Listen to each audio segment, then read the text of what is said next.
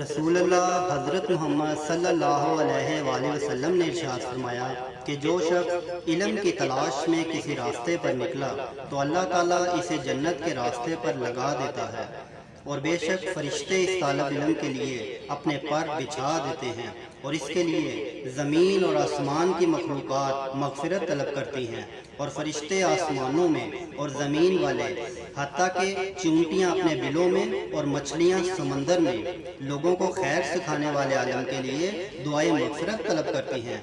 और आलम की फजीलत आबिद पर ऐसी ही है जैसे चाँद की फजीलत सितारों पर, और अम्बिया ने किसी को दिरहम और दिनार का वारिस नहीं बनाया बल्कि उन्होंने इल्म का वारिस बनाया है। इसलिए जिसने इस इल्म को हासिल कर लिया तो वो बड़ा खुशकिस्मत रहा।